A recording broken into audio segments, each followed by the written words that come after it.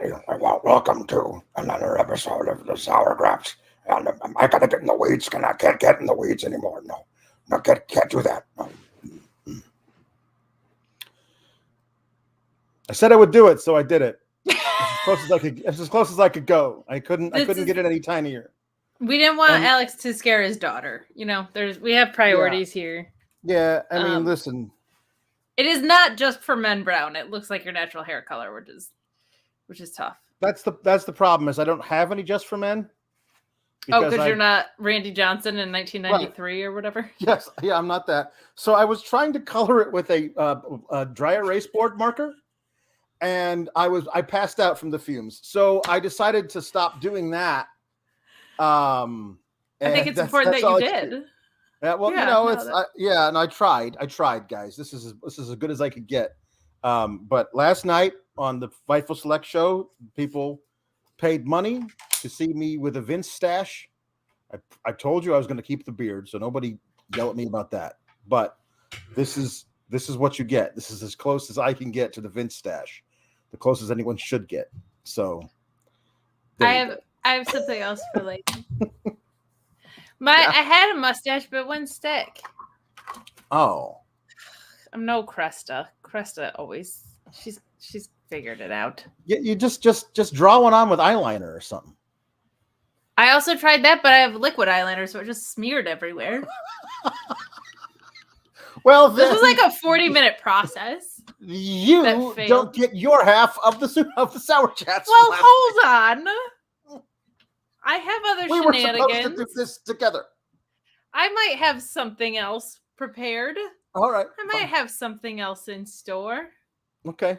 I might have employed the C scales to whip something up for me in the Photoshop department. That doesn't count. Photoshop doesn't count. I could Photoshop a tiny mustache onto myself and say we're done. That's just not fair. That's also far too big of a mustache. I'd much prefer to have a mustache that size. Oh, Alex. I can't get in the weeds of creative again. No, you can't. I said that before. No one's allowed to get in the weeds. I know I said that last time I left creative and came back to creative. But I'm saying it again, and that I'm going to change the show 3 times during the show and confuse Seth Rollins during his segment. Yep. Then now forever together. Something.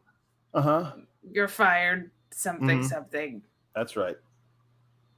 Endeavors. Something. Endeavors. Yep. There we go. So. That did look a little more Mr. Monopoly, but still, the point is made. Yeah, you tried. You tried. It just doesn't work. You know what else I'm going to try and do? What? Open the show properly and tell the good people watching tonight to get in your super chats, get in your humper chats at humperchats.com.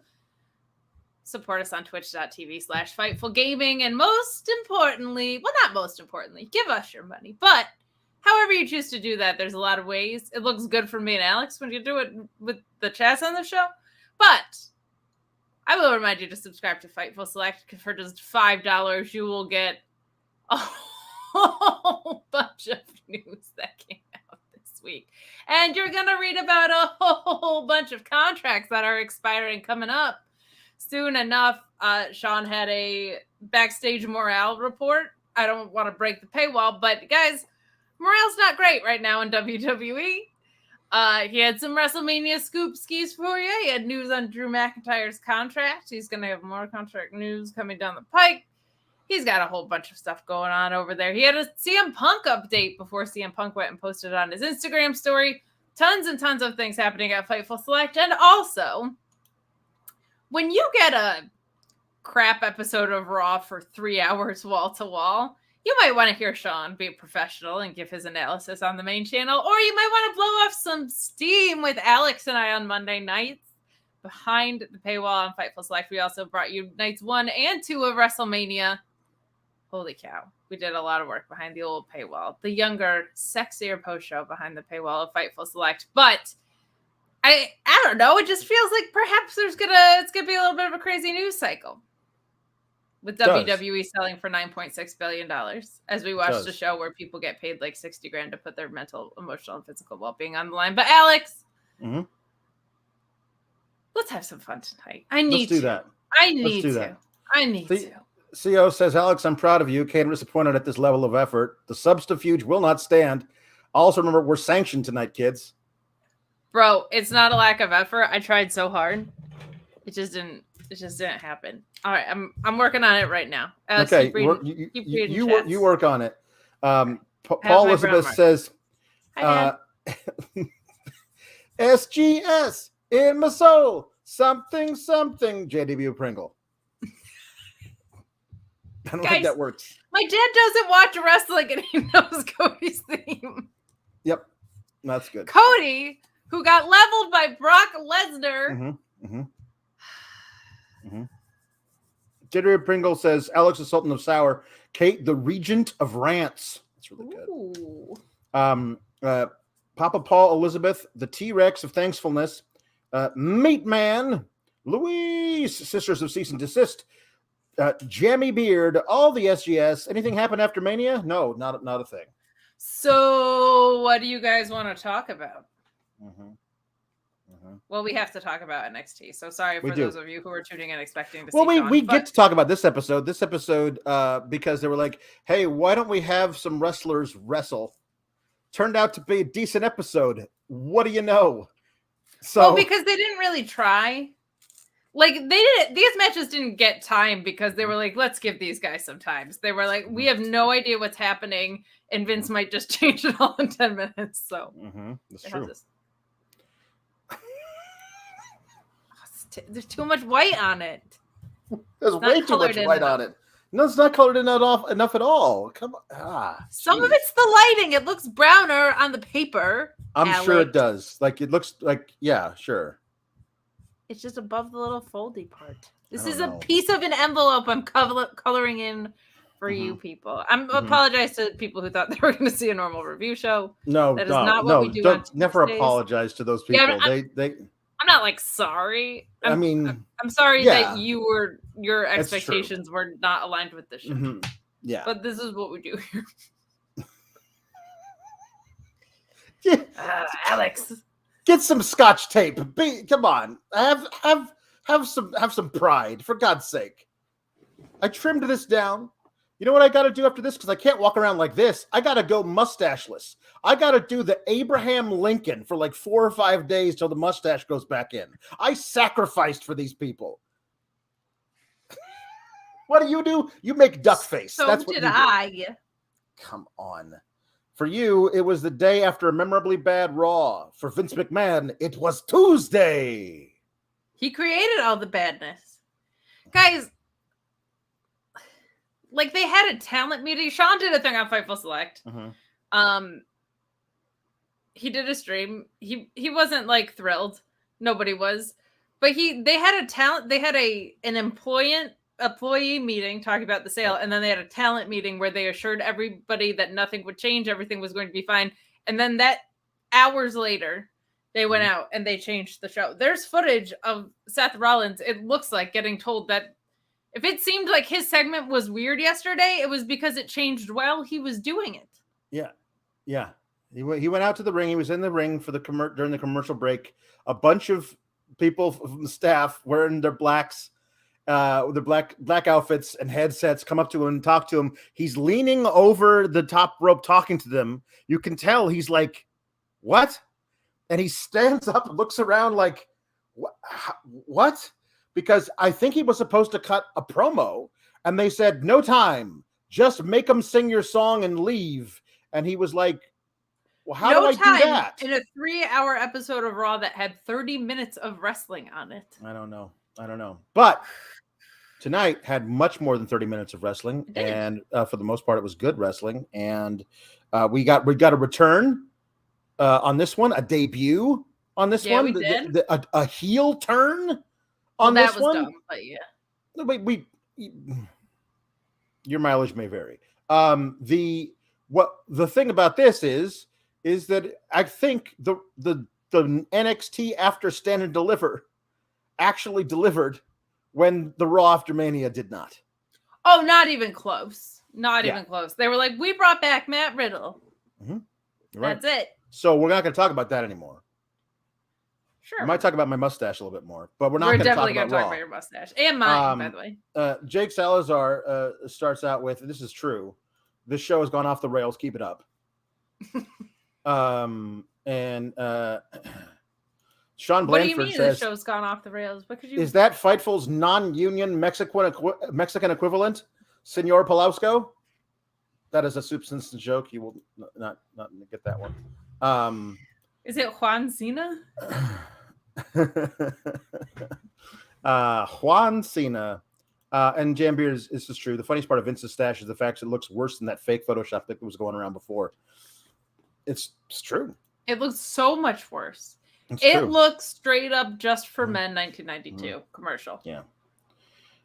Cyclops says, is there any good news at all today regarding WWE? I've been so down since Raw. I need to pick me up. I mean, NXT wasn't the nobody on the main roster has asked for their release yet. And NXT was decent. So let's start with that. They did a highlight package of everything happened at Stand and Deliver. It was decent, except for it lied. It's a lying liar who lied. Of course. They edited the stuff from the main event to never show Trick Williams hitting Braun in the back. Because they listened to our review. But they listened to us and were like, we shouldn't have done that.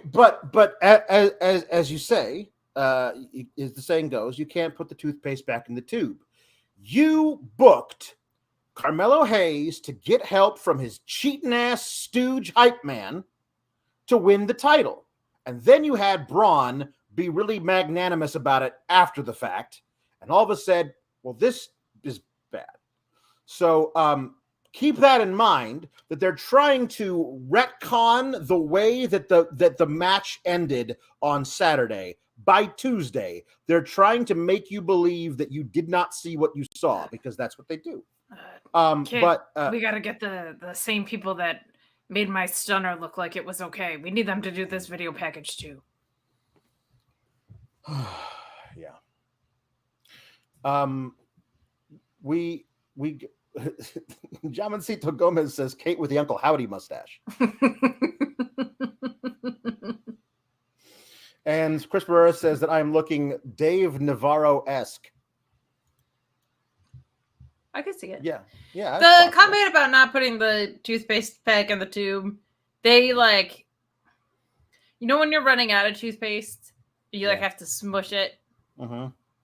They were trying to get that much back in the tube, and it was like Aquafresh. It wasn't even like Colgate or Crest, which is unfortunate. Yeah. Apparently there was a Fire Vince chant that broke out before the show at NXT of all places. I was going to say, just like in my living room, or yeah, on couches across America. How dare you, NXT universe? But there was a you are way too normal and calm right now. I am. Yeah, it's weird. I don't like it. I'm trying to forget that I have this on my face. There was a little snafu where they showed the fans in a dark arena while they were playing the Then Now Forever Together. Yeah, they didn't show that to us. They showed it to the people in the stands, and then they showed us them, and that was very odd. And I was like, this is a bad omen, but then it turned out to be okay. Hold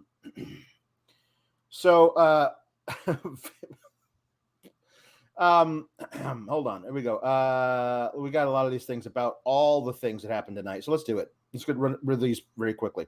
Okay. Princess Diana says, Vince seems like quite an awful fellow. Reminds me of my mother-in-law. Yikes. Oh, Diana. That's not great. Dungeon Master of Puppets says Cody didn't get leveled. He got SF2 bonus staged. That is true. Street Fighter 2 bonus staged by Brock. And JB Pringle says Vince looks like a telenovela villain. Truth. He looks like. I realized who the haunted Halloween mask is of. Walt Disney. He looks like a haunted Halloween mask of Walt Disney. Jambeard says, I also liked a melting Clark Gable. That popped me huge. Melting wax sculpture of Clark Gable, also good. Yes. Jambeard says, for me, the most confusing part is that they could have done the exact Brock, Cody, Roman segment last night, but with Cody as champ, an interest in a Brock versus Cody match would be so much higher. Yes, they could. Ding, ding. Jeez, I don't know. Really? CO says NXT being better than Raw feels weird. Also, everybody should check out the List of Your Boy from Monday. Tons of insight into the corporate side of things. Yes. Jimmy Van is a business owner about that kind of stuff and knows a lot about how the business side of things work. Yeah. So if you're interested in that kind of thing, read WrestleNomics and watch Jimmy Van. Yeah. Matt Reichel says, hi, Alex and Kate. I stayed up for this review. Tonight's episode was way better than Raw. It was. Yeah. It was.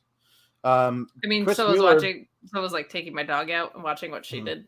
But Chris Mueller says, remember Supercard of Honor? Those were the days. I do, because my Bleacher Report app was working, Chris Mueller. So thank you.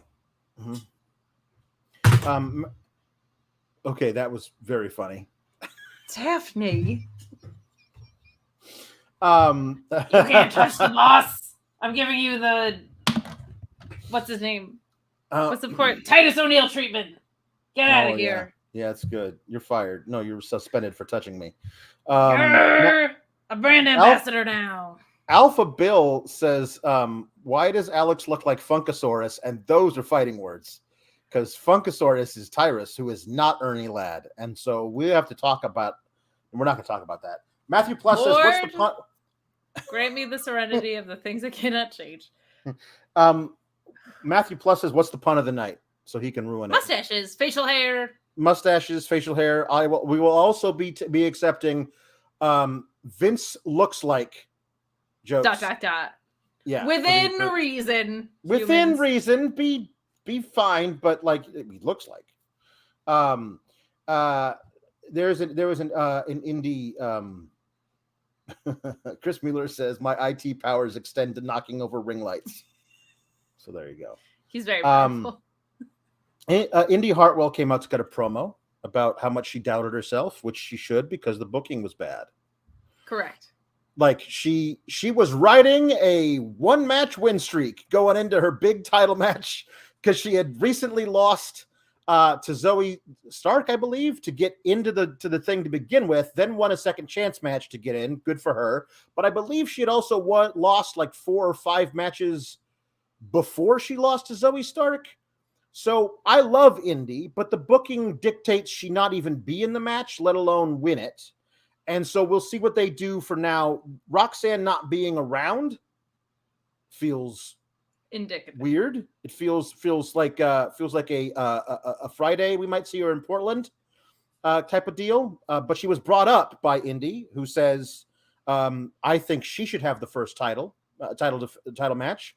But she doesn't come out because Zoe Stark does and says, ha ha ha ha, you don't deserve this. You're nowhere on the level of all these women who've held the title before. And I want a match because I already beat you, so I'm going to beat you again. And Indi accepts. Did I miss anything from this segment? It was just not a very strong promo, unfortunately, from Zoe. Roxanne not being there is suspicious. I'm not even saying this to be a ballbuster. I truly don't know what to expect for Friday. So I don't know if we'll see her. The plan might have been for that, but if Vince is in Portland, it ain't Piper in Portland. I'll tell you that much. No. Wow. Fu Man Wendy Chu is really good. Fu Man Wendy Chu is very, very good from Jambeard. That's tough to beat. That's a very good mustache pun. On the Family Feud board, that's like number 2, but is like should have been number 1. I do like this one too. Handlebar Adam Page. That's double good because now I can just see Adam Page with a handlebar mustache. Also, and I'm taking this from anybody who wants to suggest it later. We don't just set the handlebar. We are the handlebar. It's good. Like Bison at the same time I did. I like it. So Wesley's getting off a plane, and he gets accosted by some guy with a phone asking him questions. Jeez, stay away from people in airports, people. And then Axiom also accosts him and says, hey, let's have a match. And Wesley's like, yeah, okay. Just kind of like, he's been asking for it for a real long time. Yeah, you could have just given him one before. But, yep. You know that whole thing where you were like, hey, man, I got to give everybody a chance. I can't just give you a one-on-one match like I gave these other guy one-on-one matches. How about this? How about you punch a lot of people or jump over them to get into the ring? Otherwise, no match. But now, match. Yeah. Correct. Pretty Deadly says, Pretty Deadly defeated Tony D'Angelo and Channing Stacks Lorenzo in a match that was set up at Stand of Time and Deliver.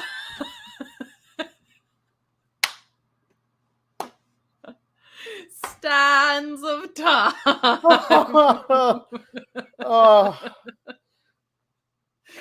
All right, that popped me. This match is fine. I think Pretty Deadly plays their part really well, and I know they're good wrestlers. I just feel like what are they doing?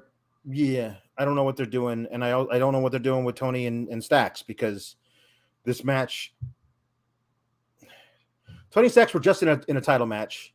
Correct.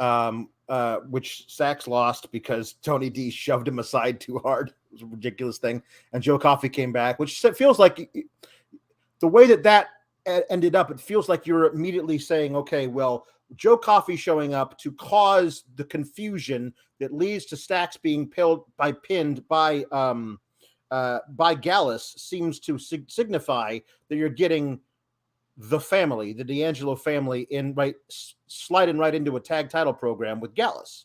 Like you laid all that groundwork during the course of the thing, and beating Pretty Deadly on their way to that feud makes sense. Losing to them doesn't. Which is what they did because Pretty Deadly did twin magic, and they don't look alike because they have different hair colors and builds yeah. I don't know, man. I don't know. Like there was pretty, but you can't deadly. Yeah, that's good. This was.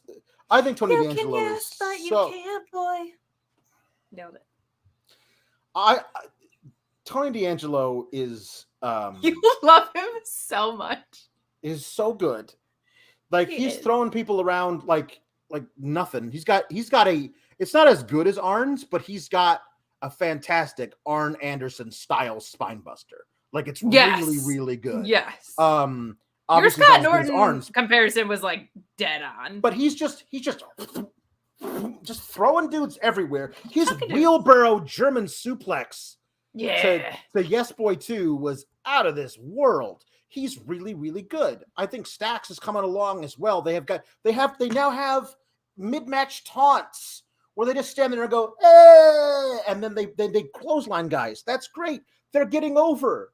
Like, how do we capitalize on this? They're gonna break them up. Well, they're gonna break them up eventually, but the first step to capitalize on is having them lose to Pretty Deadly, to the Yes Boys, via multiple chicaneries, I pulled the apron up, and then my partner, who's not the legal man, can lay there with his face under it, confusing the ref and Tony D'Angelo, so I can sneak up behind him, smash his head into the exposed turnbuckle, which 5 minutes ago I exposed and the ref never did jack shit about, and then I'll just roll him up, and that's how we're gonna do that. Yeah, I think Stacks and Tony D are gonna go on a losing streak, and Tony D is going to blame him immediately. Yeah. All right, good thing we're on the. So we've got that going for us. Yeah, but that was fun. Tony D is like, we say it all the time, like the two meme over guys were Hook and Tony D, and they're great. And Tony D doesn't get enough credit for how serious. I think people are starting to see it now, but like it's not just that he's really good in the ring. It's like he's a sneaky hoss. Like it's really explosive, and his offense is really, really great. This was not paid for, but I have to. Axe and Stash is so good. Demolition, Axe and Stash is too good to not put up on the screen. I'm sorry, it's too good. I have to do it. Goatee Roads. Adrenaline in my goat. Something Goatee Roads. Adrenaline in my soul patch. That's really good. I like that one. So yes, Ryan Sullivan says Lulu pencil mustache. Oh yeah. Gotta do that one. Matthew Plus says Vince's mustache is better than yours, Kate. So I mean, normally Matthew Plus and I have this feud, but like, yeah.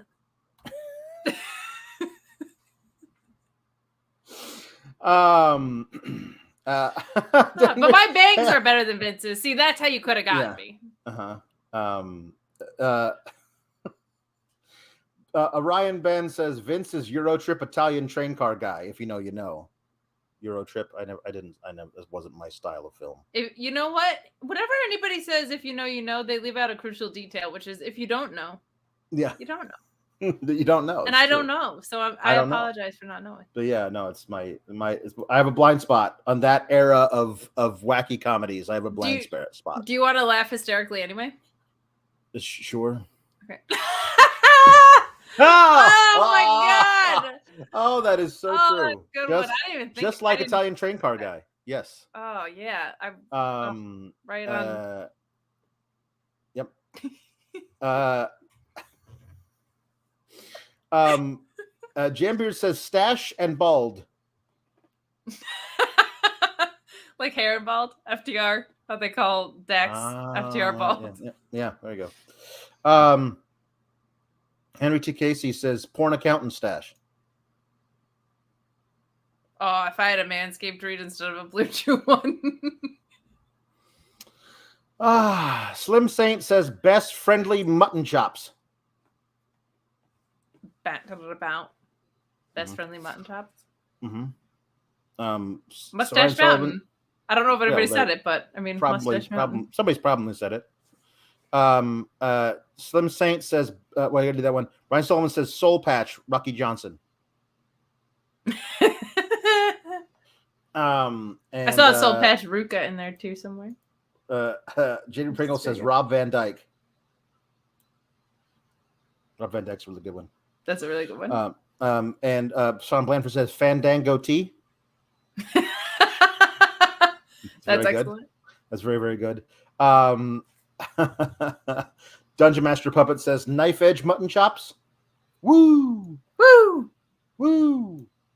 And Chris Mueller says that Vince looks like the villain who wants to bulldoze the ski lodge in an 80s movie, but has a group of plucky snowboarders to contend with. That just makes me, the South Park episode where they're trying to save the teen center. That's what that made me think of. You never French fry when you're supposed to pizza. If you French fry when you're supposed to pizza, Alex, you know what happens? What happens? You're not going to have a good time. Not going to have a good time, bro. I'll tell you what. Past 2 nights of WWE programming were French frying when they were supposed to pizza, but we had some pizza tonight. We got some pizza, Ing. We did. Although, I believe French frying is moving forward, and pizza-ing is stopping. That's true. So we actually are moving forward on NXT, which is good.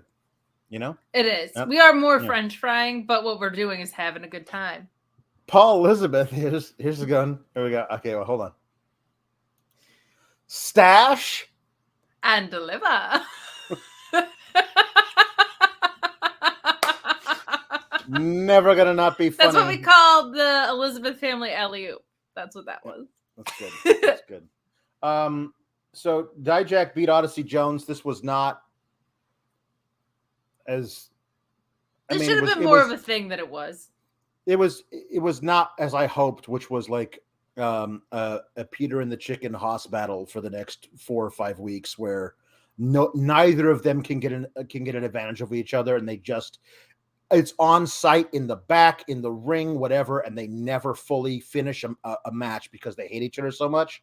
I wanted this to be an extended big guy feud, and what it was a showcase for Dijak, who was left off the Stand and Deliver card and is pissed about it, and that's pretty much it. It was pretty cool when he pulled Odyssey Jones off the top rope and get a Death Valley driver to him, because Odyssey Jones is a big boy. But they need to put him in a story, because he was like, Odyssey Jones is great, and he was pretty over when he came back, and they just haven't done anything with him. Do you think we're gonna get Stand and Deliver Backlash, Stand and Delasher, Stand and Backlash Liver? Will there be a premium live event that functions the same way as WrestleMania Backlash? They're definitely going to do a, whatever you call it, a play? No, one of those weekly special deals where they're going to name an episode of NXT. The last one was Roadblock. It wasn't actually a PLE. It was just on a regular Tuesday, but they treated it as something important. Like Spring Breakin' the one time? Yeah, Spring Breakin', whatever it was. They're definitely going to do that one at some point between now and Battleground, which I suppose we should talk about now, because people seem to be shocked when they heard the news tonight, at least on my feed. Wait, what? You're gonna run NXT Battleground not only on the same day, but at the same time as Double or Nothing? Why would you do that? So I guess, Kate, my question is, why would they do that? Because some say that we're rather critical of this show. And they definitely watch it, because this is where they get all their fabulous ideas. Mm-hmm. I.e. Stevie Turner. So Horrible Booking Kid, HBK, was like, I'm gonna hit them where it hurts. They're gonna be all excited for Double or Nothing. They'll probably build to some big CM Punk return. And they're gonna be like, nah, we're gonna make Kate do a pre-show. Uh-huh. Or post-show. Uh-huh. We're gonna ruin their life. Yeah. Oh, that's what they get for criticizing me every Tuesday, the Horrible Booking Kid. They can absolutely, like, Sean can be like, oh, so you guys are going to do the post show for NXT. I will do it. It will last It will last 15 minutes, and I will read the results, because I won't have watched the show. And then we're going to do behind the paywall. We'll do our full Double or Nothing review, because it's going to be so much better than whatever this is going to be. I loved our Beat the Clock review. That was so fun. That was fun. It will be a Beat the Clock review, but it will be one of those things where I will be watching NXT Battleground on my phone while paying attention to something. NXT on my phone. Vice says, side, burn it down. Okay. You sing "Whoa" while I reenact Seth Rollins from last night. Okay. Whoa.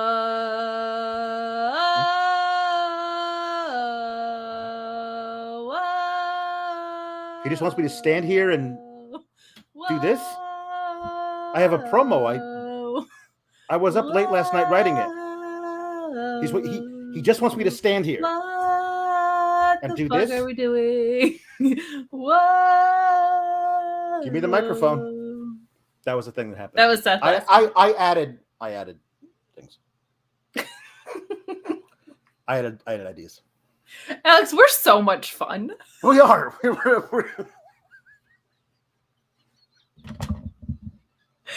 we have done reviews. I've done reviews every night since last Sunday. Mm-hmm. You have been stuck with me. Whatever version you get tonight, I make no apologies for. Saturday twice, Sunday, Monday, where we lost our mind in an unsanctioned review on Fightful Select. Yeah. We had a lights out review last night. Yeah. Sean said we could say whatever we wanted. He did. Well, he said whatever he wanted on the show, but it's true.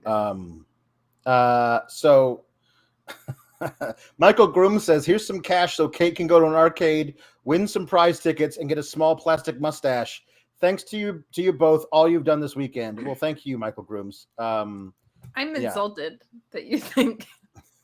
Nope. Honestly, small plastic mustache, perhaps preferable to hastily scribbled on a piece of paper mustache. I'm just going to... It wasn't a lack of trying, it was a lack of execution. What we need to do is we Dollar need to get you... Shave Combat Club. That's very good. That's very good. I like that. Dollar Shave Combat goes. It is good. Inner circle beard. It's good. A circle beard. Yeah, it's good. Wait, what's a circle beard? It's like a goatee, but it's just like goatees usually are fuller. This is just like serious. Oh, okay. Straight up. What does Austin Theory have? Because that doesn't work. Whatever that is. Is he a werewolf? Oh, the werewolf. Actually, I'm sporting right now the Austin Theory. Although his crawls up the sides of his face. Yeah, it's not patchy, even. It's weird. But he has the same mustache. He has the same thinner mustache with a big, crazy, scraggly. It's just this. He's got an octopus in his beard. He does. Gargano Manscaped. He's got him in the Gargano Manscaped. So good. Use the code Fightful at checkout. That's so good. Yeah. Last year's was Spring Break-A-Kin featuring Gacy versus Breaker 1, the debut of the Dyad. I'm sorry. He says we're going to get to them later with Chase U. Why? They weren't involved in that at all. Nobody mentioned Joe Gacy in that promo, so we won't get to them later. We'll get to Poor them Joe now. Gacy, man. Poor Joe Gacy cannot keep people in the schism. Now it's listen, if you try to have a tree with only 2 roots, it's not going to grow very big. The 4 roots, 1 tree, I was like, all right, fine. 2 roots, 1 tree, ain't it? In my head, they changed nothing. And so they both come out with the masks on, but it's just the 2 of them, so it's even weirder. 2 roots, 1 tree. 2 roots. And everyone else tree. is like, well, that tree fell down. We got we got the Dyad, formerly and now currently the Grizzled Young Veterans who asked for their release and were granted it pretty much immediately. According to Wrestling Observer, not us though, just to clarify. Oh, okay. All right, fine. Well, you know what? Okay. Just as a heads up, skis. All right. It's important to clarify because that could set a precedent that they might not want to set. All right, fine. But they weren't on the show tonight. They weren't on the show. They weren't mentioned on the show.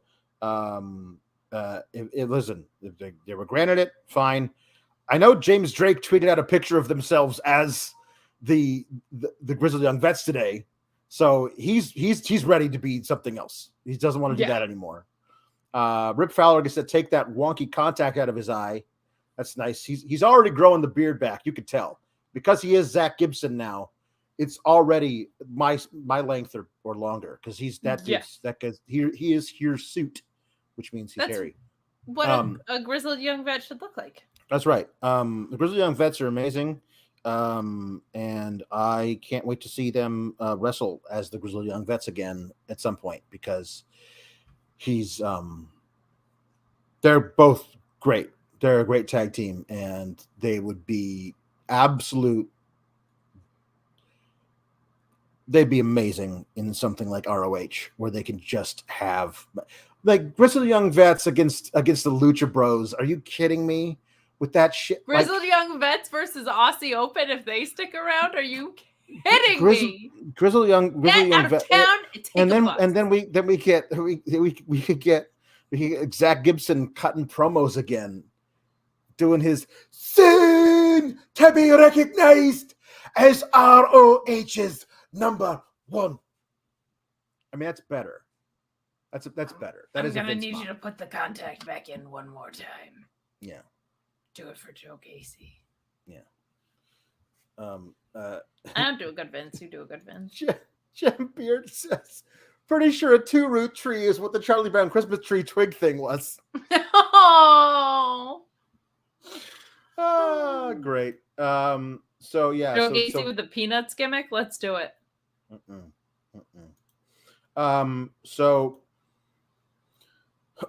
Okay, so that's a really good one. SP Rice says stubble in paradise. Kofi Kingston's finisher is now the stubble in paradise. SOS. Which is really good. That's really good. So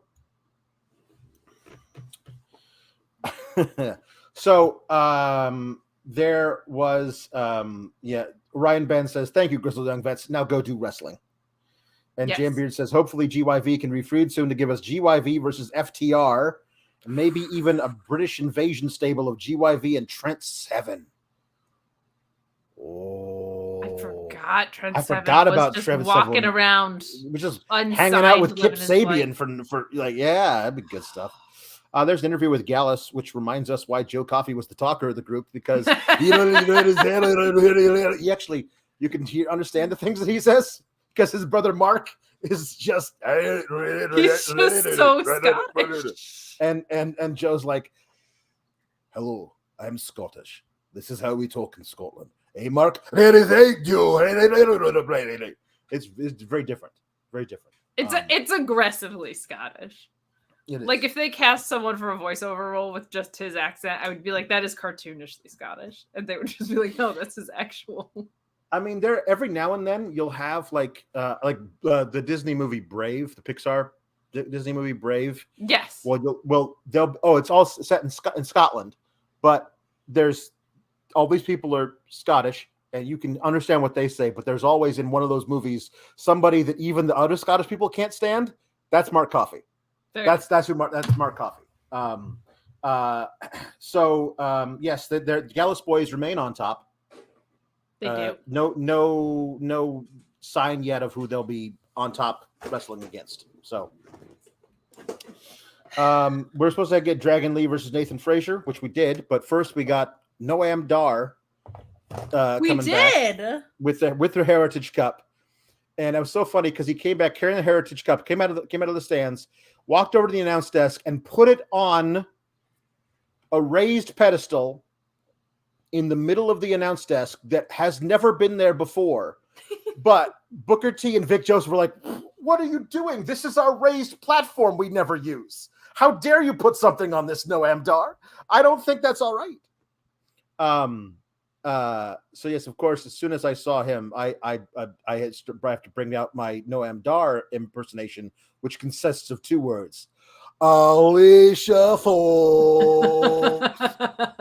That's a 6-year-old joke, but it's a keeper. But it's a keeper because that was his whole thing. Remember when 205 Live was a deal on Raw, but it was mostly just Noam Dar trying to have sex with Alicia Fox to the much to the chagrin of Cedric Alexander. That was basically the only story from 205 Live that ran on Raw because Vince was in charge. Oh God, I just realized that's what they're probably going to do. But Noam Dar's great. Every time they're like, "Hey, here's this other guy from NXT UK who showed up, and look, he brought a thing they fight for over there." I'm like, NXT Europe's not going to be a thing, is it? Like that's never actually going to happen. Well, Sean had said the next checkpoint for that was the summer. Now I have no idea. I mean, this is the other thing, and it was extremely distracting all night. I was not in a good mood last night. If you no, it was not. No. If you watch Fightful Select, you can do that. But I was just so upset for the talent who had been lied to continually. Yes. And I'm not surprised that a man who has covered up sexual assault and murder and also committed sexual assault and is a billionaire that pays these people $60,000 is not a good person. I'm not surprised that guy might lie about creative, but when you send them into a talent meeting and assure them that nothing's going to change and then change the show on the time, I felt a lot of feelings for the wrestlers last night, and I did not sleep well. And I felt really, really bad. So tonight there was still remnants of that in the back of my brain of like, great, Noam Dar's here.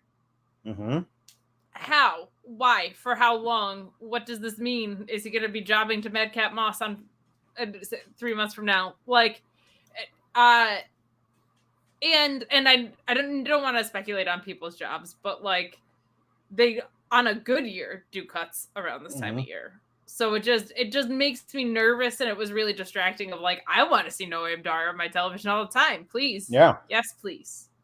Yeah. Give me a feud with him and Ilya Dragunov right now. Yeah. So he said that he was out there just to watch Dragon Lee versus Nathan Frazer. You know what's funny? What? I find when people in wrestling say that they're ringside just to watch a match, it often seems like they have ulterior motives. It's true. Very rarely are they just there to observe and golf. Right. Yeah. Yeah. He was there just to observe. And what he observed was a hell of a match between Dragon Lee and Nathan Frazer. It was really, really, really good. Alex, if Bob was ever your uncle. Yeah, but Bob is not your uncle. However, Roberto Sutillo, because Dragon Lee won. He won the Bob's your uncle match, and now Roberto is his Tio, and that's all we got. That's it. Roberto es Sutillo, and that's it. I thought it was a really, really good match. Frazer had him, but no, he didn't, because Dragon Lee is a beast, and it's Dragon Lee picking up wins as he's there in NXT is great, because that guy is. Here's the thing about Dragon Lee: he's too good to be employed by WWE. For how they're going to use a lucha, yeah. Because when he gets to the main now. When he gets to the main roster, especially if Vince is in charge, and I have no reason to believe he's not. If Vince is in charge on the main roster, what do we think Dragon Lee's ceiling is? Unfortunately, Lucha House Party. Like yes, Lucha House Party is the ceiling. Yeah, where you were like, oh my god, 2 of the best luchadors in the world, and they were like, they're fun, huh? Mm-hmm. This match was fantastic, as you would expect it to be, but to see Dragon Lee do so well that was his first singles match, right? Mm-hmm. He had a great performance in the 5-man too. Yep. I'm glad. I was really worried at Stand and Deliver that he injured his knee, and maybe just muscled it out through the rest of it, but I guess not. If he was wrestling, not only wrestling tonight, but wrestling like this tonight, they showed out. Nathan Frazer is just great too. Like, I know we're very silly because his persona is that of like John Cena and a golden retriever in one. He was in his interview later. He was like, "Well, maybe after that, maybe I had an experience which changed my whole worldview. Yeah, that's it. All right, bye." Like, he was just he apparently he had a Tiffany epiphany. He did have a Tiffany epiphany, which we all should. Tiffany epiphany, and but it's not even just like his disposition and promos, his soaring theme and his entrance and stuff. Like there's a world where he's like that dude. Like, there's a world where he's the top babyface on a roster, because he has that thing that they're looking for, other than his size, which will just get you F5 by Brock Lesnar to death. So yeah, that's true. Money Mark. His ceiling cannot be the LWO, because it does appear as though Vince has nixed that entirely, since they were supposed to be on the show last night and now they weren't. So I don't think the LWO is something Vince really gives a shit about. So I don't know that if Vince is indeed in charge, I cannot believe the LWO will be a thing. No, Santos Escobar is not getting a push if Vince is in charge. There's no way. For all the sick UFC crossover, they're not going to do. No. But this match was amazing. We're gonna get Dragon Lee versus Noam Dar for the Heritage Cup. So tune in for that whenever that happens, because that's gonna be amazing. Yeah, it's Alex. There's something about the Heritage Cup, and what's important to know is that sometimes your Heritage Cup doesn't runneth over. Sometimes your Heritage Cup needs a little bit of support, a little bit of help, and a little bit of the Bluechew. Your penis is soft. Let me help. Not like that. Bluechew.com, code FIGHTFUL. Bluechew brings you the first chewable with the same active ingredients as Viagra and Cialis, but it's ready when you are, or when you're not. It's not about having a problem. It's about having that performance, that excellent performance, that confidence. Fill out their online questionnaire. You work with an online physician. You won't have to wait in line at the pharmacy or the doctor's office. It's shipped discreetly and directly to you, and you get that first shipment free when you use that code FIGHTFUL at checkout.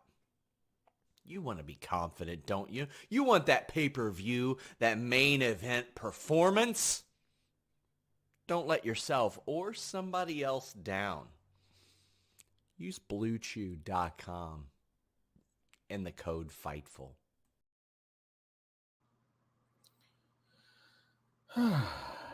I'm so good at segues. Yeah, you really are. I am, and I'm so good at segues that I'm going to take this moment to remind you to subscribe to Fightful Select. So much more happening there. Going to remind you to leave a thumbs up on this video if you would be so kind.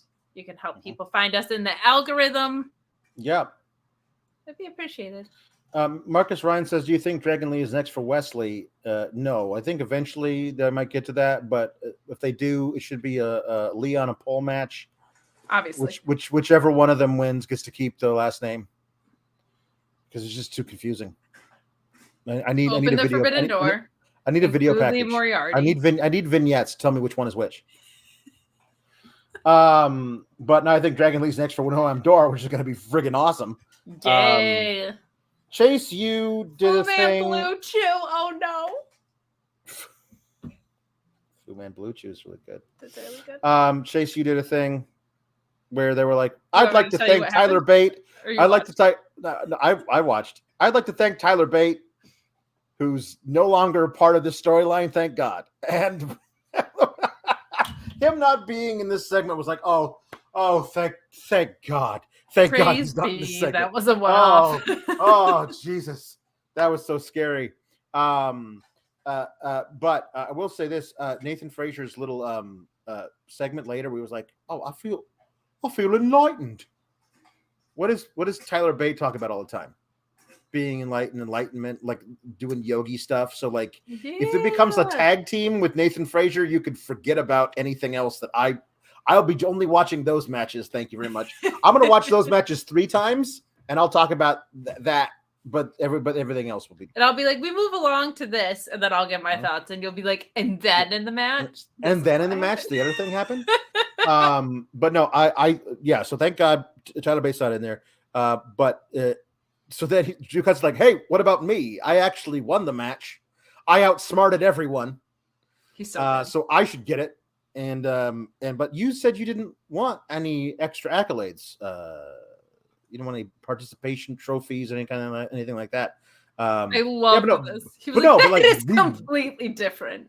We won the match because of me. We didn't participate in the match because of me. We won the match because of me. Give me my props. And so they're going to have some big thing, hooray, an MVP celebration for Duke Hudson next week, who is absolutely turning on Chase U next week and becoming the tag team partner of Joe Gacy. That is what they're going to do, and they're going to ruin everything, and this will become even more of a tiresome thing for me. Yeah, everything sucks. I mean, does it not feel like you're not going to do an MVP celebration without something happening during it? I know. I just don't want that to happen. But I also feel like Joe Gacy, just God bless him. He needs something. Yeah, well, I mean, he lost his 2 boys, his precious boys, the dyad. They want to go bye-bye. So, yeah. Hold on. Wait. Oh, apparently Aussie Open and GYV happened 3 times in progress. Run it back turbo, says Luis. So that's good. This Spooky Scotland, Team Spooky Scotland, cut a promo where they're fun, doing all their witchy stuff. This is just so not Kaylee Ray. I'm sorry. It just is not. fit her personality. Yeah, no, no, not really. She's just Kaylee Ray. Yeah, so we've not what I use some kind of we've not extinguished the will of our rivals or something like that, whatever. So they have a match next week, a rematch against team Horseporn. Excuse me, sorry, no, whatever they name, Kiana James and Fallon Henley. Yeah. So to clarify, two people who didn't like each other when they had the belts don't like each other now, and next week will like each other the least that they've ever liked each other. This whole angle has made me like Kiana James and not like Fallon Henley. That is the opposite of how faces and heels are supposed to work. But she's annoying and an idiot. And Kiana James is smart and justified in all of her actions. Yes. Also, very good. Jesse says, do not Google Team Horseporn. Do not Google that. Nope. No, that is a joke. Horse. No, that's big hundo. No, some weird Amazon links for you. Okay, so Fallon Henley has a gimmick. Her gimmick is Horse Girl. Okay. When she was going to win the #1 contendership in some tournament, she says, when I win the contract, I will bring it back and I'll show it to my horse. So it's like we decided the only reason that she would show it to her horse if her horse was also her lawyer. So she's a horse girl with a horse lawyer. That's obvious. Also, Kiana James, who is now her partner. That's obvious. So Kiana James, who is her partner now, her original gimmick was a porn account. I'm at a computer looking at the numbers with a leather couch and nothing on my desk. Also, I'm doing an impression of her, but her boobs were up to her face and very much on display. Yes. Ergo, she seemed like she was some sort of pornographic accountant. Porn accountant. She walked like this down to the ring wearing glasses and carrying a briefcase. Like, I don't know what that is, if not... She's a high-powered business lady with boobs up to her chin who takes off her glasses. And a black leather couch. Yes. And nothing on her desk. That's true. So when you combine the powers of Horse Girl and the powers of porn accountant, that's what you get. I'm not going to say it again. And then sometimes we spell it wrong and it becomes prawn accountant. Yeah, prawn, because that way nobody doesn't get banned by we don't get a bunch of bots that are sexy bots. That's true. Sexy bots. I believe she actually said something like this at some point. Like, I've been crunching the numbers. She did. She did say that, so. Because I said it on the show. Just so I remember. It's true. And my impression of her. So anyway, yes. So going a little out of order, we see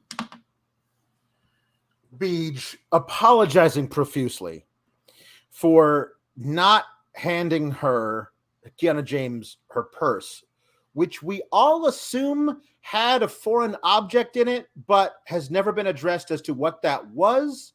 I thought the thing was going to be, hand me the purse, I need a drink of water or something. Like, I didn't want to hit her with it. I needed something inside the thing. Like, open up the purse, Beej. There's nothing in there that could possibly, like, or whatever. I thought that was going to be another swerve in this. No, she literally wanted the purse to cheat with.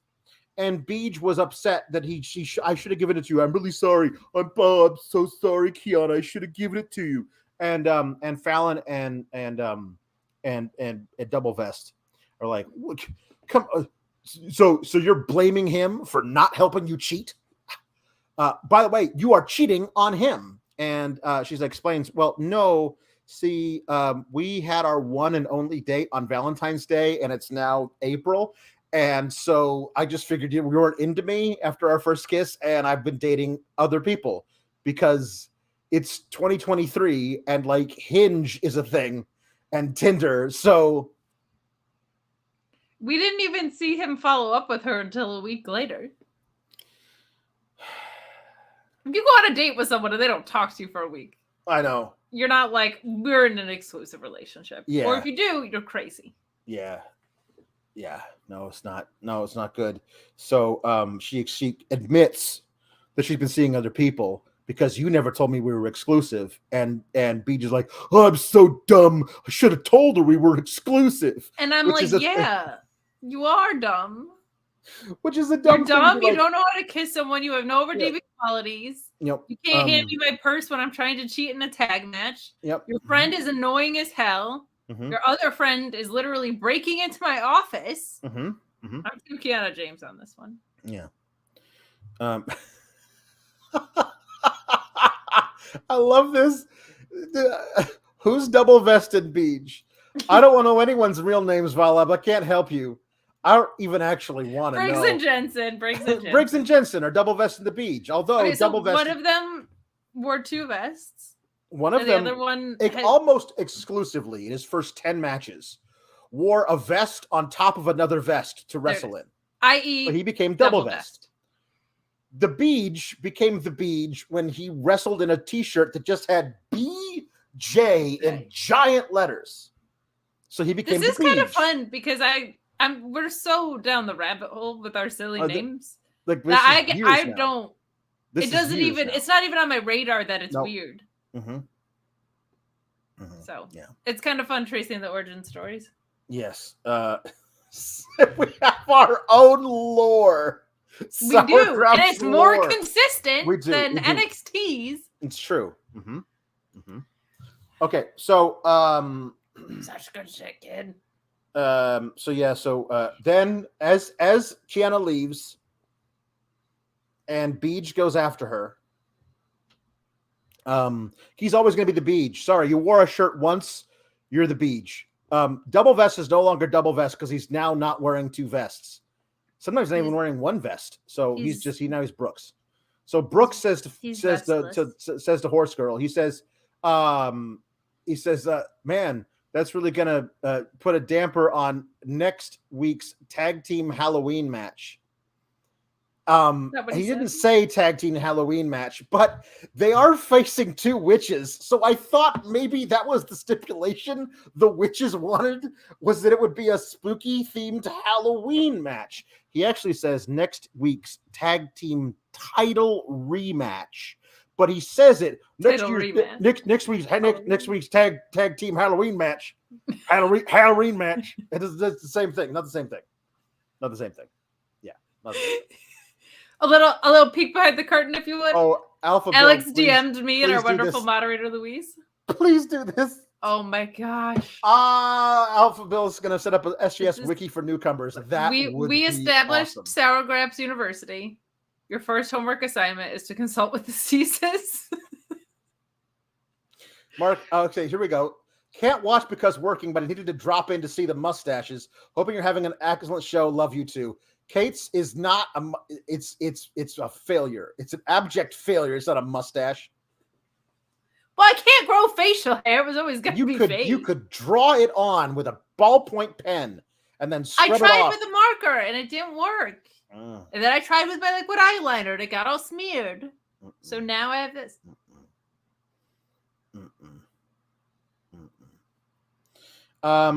Okay.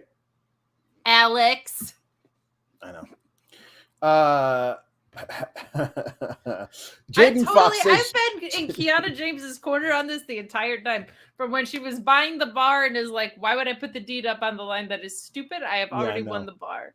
Yeah. From that moment on, I was like, she is smart and she is better in the ring and I like her.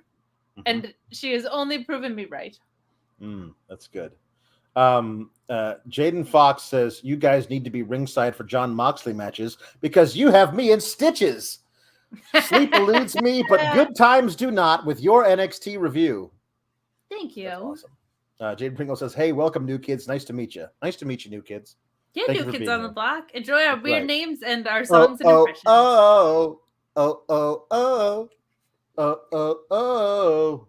The white stuff. Jambeard says Kiana's nickname for Sebastian should be Seabass and have him be from Woodbine. That's very good. Then you can say, kick his ass, Seabass.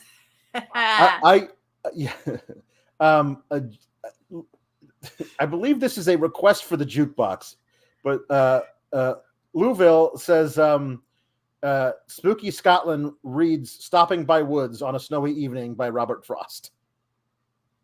Yep. So that might be that. I believe that is a jukebox request. So I'm going to leave that up and figure out how we can get that. But, give us your jukebox money.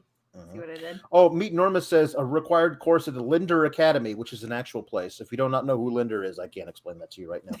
SGS lore and vocab were shaping the minds of the future here. That is true. It's true. Indi Hartwell defeated Zoe Stark in a decent little match. I still am confused about the Indi Hartwell title reign and what they give you no reason not to be. That's the problem. Like it, I don't know. Like it, what we didn't like. It'd be one thing if like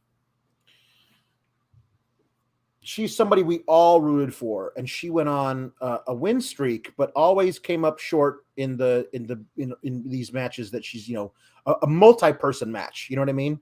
So she's Indi Kingston. She finally does. But she lost a bunch of matches and then won one match to get into this ladder match, and then won that because Dexter Lumis put her on his shoulders and walked up a ladder for her. So I love Indi. I think she's great. I don't think that the creative around her becoming champion is good at all, and I'm waiting to see what the creative around her title reign is going to be, because she had a good match with Zoe Stark. She won kind of a sneaky thing with did a roll, reversed a pin into a crucifix. Very smart thing for her to do. Good for her. And then she got the hell out of there. But then she got in the ring. I don't know where Zoe Stark went because she was pissed off that she lost. She didn't feel like she was actually beaten. She just got lucky pin on her. So that protects her, keeps her in the conversation for another match. Fine. But Tiffany Stratton comes out, who I thought was the obvious pick. If you're not going to do Roxanne, you do Tiffany. You do a heel and let all the baby faces chase. And so Tiffany Stratton is the perfect choice for that. But she comes out and says, I'm going to come and take that. And while Indi is like, no, you're not, Cora Jade shows up.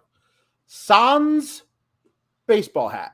No backwards baseball hat. That's a sky blue thing. But that's an inside joke from months ago that I'm not going to get into. But yeah, she used to wear the backwards baseball hat, and now she doesn't anymore. She has a little. She has a face framing highlight. Yes, she has a little tuft of blonde hair in her black hair around her face. And she beats the hell out of Indi, and then she threatens Tiffany because she's going to be the new champion. And it just feels like, I think what they're trying to do is make Indi the champion who squeaks by all of her defenses by the skin of her teeth. And there's all these very, very difficult to beat heel challengers for her belt. And she's going to keep it as long as she possibly can, but I don't know how long that is. And Roxanne not being around feels like Roxanne's going to show up on Friday. Yes. Roxanne got beat by her anxiety and moved up to the main roster. First of all, if you are going to have these encounters in the parking lot, they should just have Dan Barry there the whole time. Okay, he was the cop for Dominic Mysterio. He should be in NXT. Second of all, it kind of feels like, because we don't really know why Cora Jade went away, her coming back feels super out of place.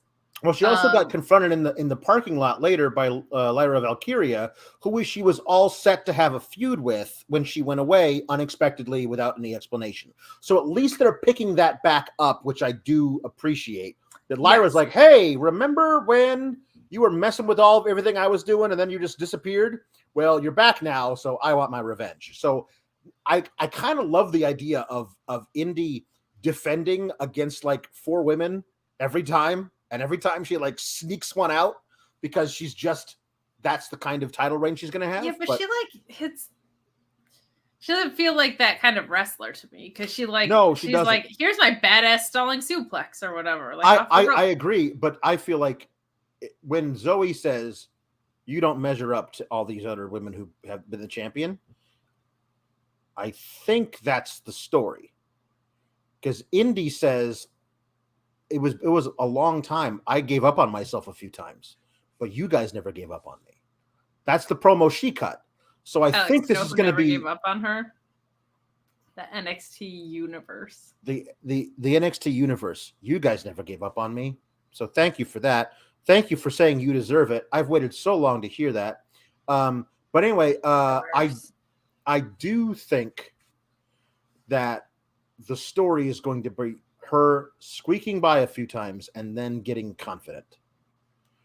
And understanding herself for a while, which is cool. I just don't know, like, I think she loses the title at Battleground. I don't think she lasts longer than that. No. And I think, if you don't have a friend who's a witch,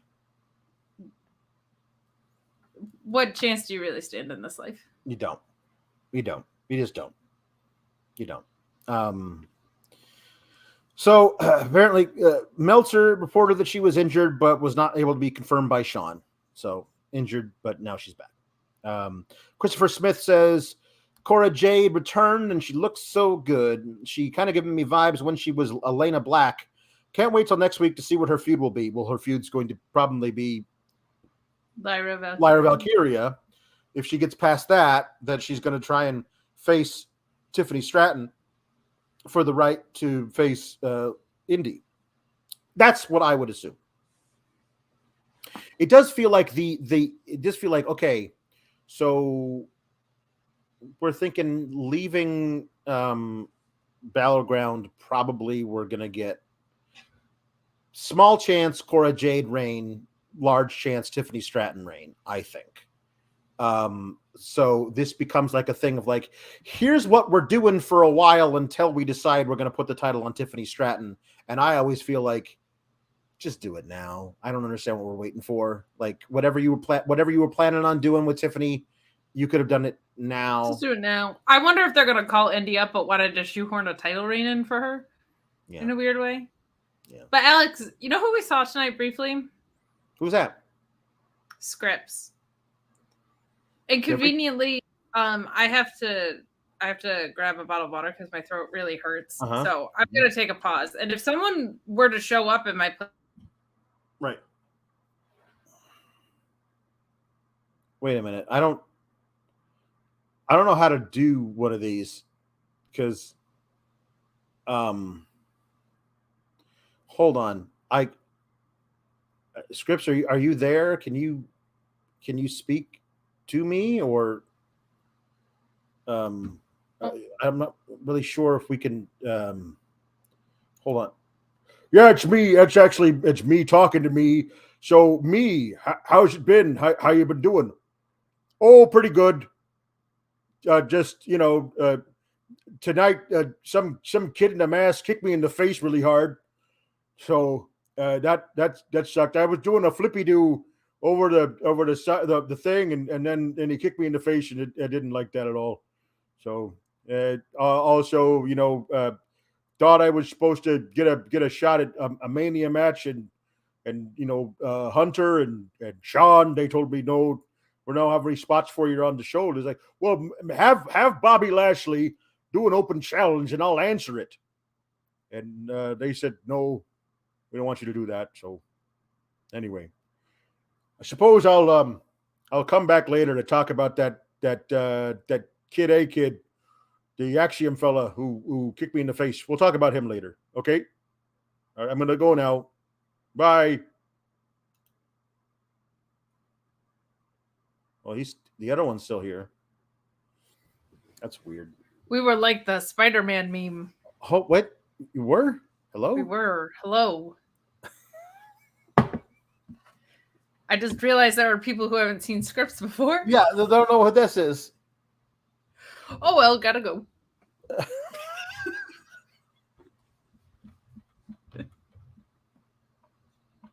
Imagine if that was your first exposure to the Scripps bit. We'll explain it. You just have to. Here's the thing with Sour Graps.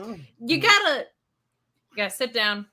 You gotta pull the lap bar down for the roller coaster ride, and you can't get off. No, until the end. Keep hands if you can't get off, use inside the car at all times. Yeah, well, we're gonna get there. So just Yeah, Marcus because Ryan Scripps was on the says, show. So Marcus Ryan says, "You guys from Fightful are the best. Always makes my days with y'all content. Keep up the great work that you do." Thank you, Marcus. I appreciate it.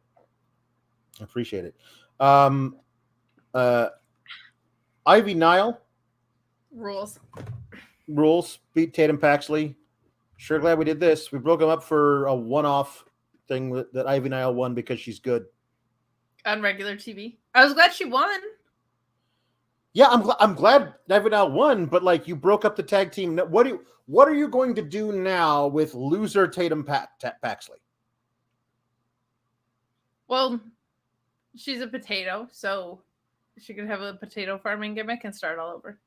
Potato Paxley.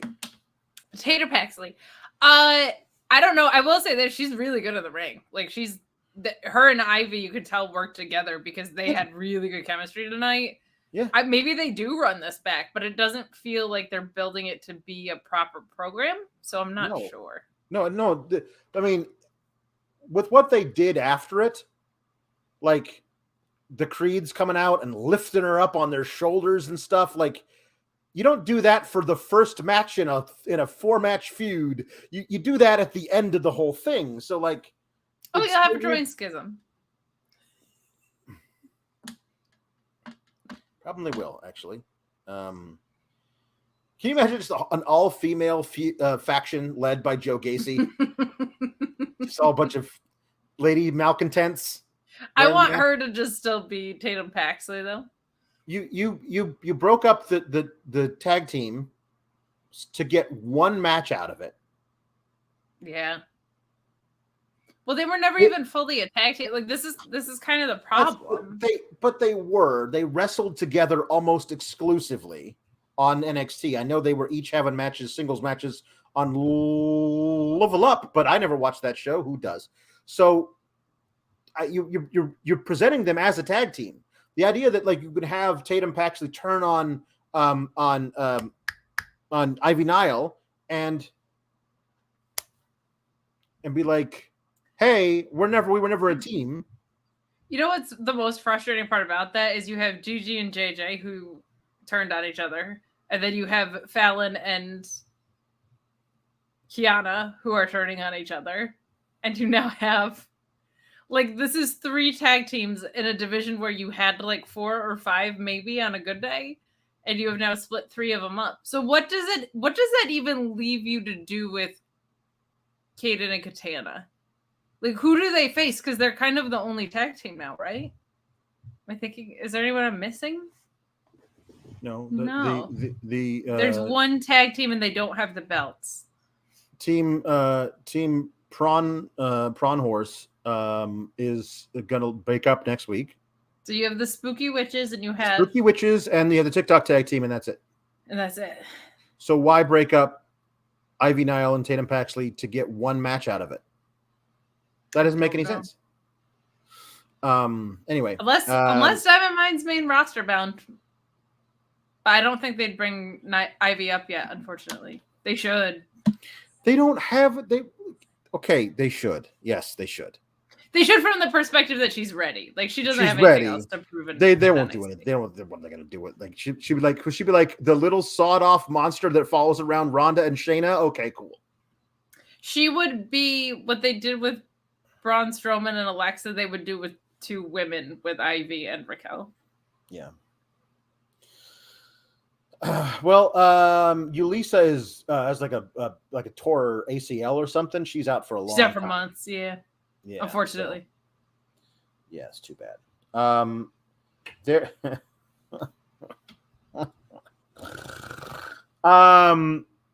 So Dragunov does an interview. Fancy Dragunov does an interview in his Fancy suit. Fancy Dragunov, and he is interrupted by Von Wagner, who says, "Hey, Dragunov, I don't like you. I'm the biggest monster you've ever faced. I am all of 6'5" and 250 pounds. So that makes me a fairly large professional wrestler, but much smaller than most guys on the main roster. So, I mean, man, whatever. I don't know what this is, but Robert Stone's like, all right, okay, hey, what are you doing? Challenging Ilya Dragunov. Listen, I'll get you what you want. But if you lose next week, then we're done. It's like, what a threat. I'd be like, all right, I'll stop paying you. I'll stop paying you part of my salary so that I only lose matches. Great. Thank you. And low profile ones. Look, I don't even think this part is Von Wagner's fault. And I think this is why they tried the I'm a hunter and a fisherman gimmick. He's just not intimidating. Yeah. Like heel Brock Lesnar, when I see him, I'm like, I would cross the street if I saw that dude walking down the street. That guy is scary. Von Wagner, whilst big, with his accent and his disposition, not. Von Wagner is not larger than Walter was when Dragunov beat him for the title. So, okay, I found this on the web from Find Wagner Wellsberg. Check it out. That wasn't mine. Oh my God, it's Joe Gacy. No, it's Isla Dawn. She's inside your speaker. That was so weird. I have no idea what that was. Some got tripped up. Weird. Yeah. Advi Devon said, Vaughn did the 90s thing. I'm this height and this weight, which means I'm going to beat you up. Well, he didn't actually say that, but he said, I'm the biggest monster you've ever met. And that's just categorically not true. No. He's a large dude. He's a very big, normal human. Like, there are so many bigger dudes. Like, you're not even the biggest guy. Like, Dijak has 4 inches on him. Like, What are we doing? I don't know. It's just I'd be way more intimidated to face Odyssey Jones. Oh, yeah. You know what I mean? God. But it's like, I want to see Dragunov just throwing the Moscow torpedo right into the middle of Odyssey Jones 4 times in a row. And Odyssey Jones is like, oh, it'd be good. Good stuff. He comes across so God love him, kind of friendly. Like he just comes across as I'm the biggest monster you've ever faced. And oh, hey, I forgot. I have these extra tickets that I can't use next Wednesday. Yeah. That's how it comes across. Oh, you know what? I forgot. My wife is doing the bake sale at the school. Mm-hmm. Yeah. Sully from Monsters Inc. is bigger. Well, yeah. I mean, Sully's terrifying. Yeah. Wesley and Axiom is great. Yep. Of course. Yep. Of course it is. Of course it is. Wesley nails his super flippy back flippy kicky to win it. I think that's what they call it. Flippy back flippy kicky. Yeah, that's from the carnival days. Mm-hmm. But yeah, Wesley's amazing. Axiom's great. Okay, it's called the cardiac kick. I know what it's called. But I like saying super flippy back flippy kicky. It's what it's. Yeah. Anyway, Latin for it. So he wins. Wesley does. It's a really good match. I don't know what to say about the match. It's a really great match. These guys are great. You know what they should do more often, and this also extends especially to Raw. Have good wrestlers wrestle good against each other for most of your show. That's what I'll say. What does he say in bold strategy, Cotton? We'll see if it plays off. Mm-hmm. Mm-hmm. No, I think we should just smoosh Mustafa Ali 700 times and not let him wrestle Dolph Ziggler. This match was fantastic. It does kind of make me feel like, okay, so what are we doing with Axiom next? Because he was sniffing around this for a real long time. So I do feel like he's too good of a wrestler to get lost in the shuffle here, considering he started here as a kid and is now doing this at this high of a level. Like he needs to be feeling important on the card at all times. Yeah. So. Yeah. So then and Scripps did appear. No, Scripps appeared. He did one of those things where he got his weird funny voice back. You did. You know, yeah, he did. Which sounded like Jesse the Body Ventura. Which did. But there's a bunch of Y's because I guess because Scripps has a Y in it. That's his like, you know, signature. But he's like doing all the like, you know, I've been watching you from afar, and now I know your every move or something, right? And then Axiom's looking around for him, and then Scripps does a front flip over the corner post into the ring and like flips forward directly into a super kick from Axiom, who murders him with it. And then he screams a lot of things at Scripps. And what we heard was, and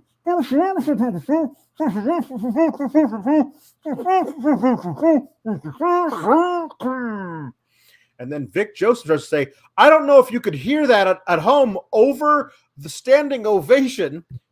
That wasn't the problem. The problem is that you put a mask on him that covers his mouth, and all we hear is.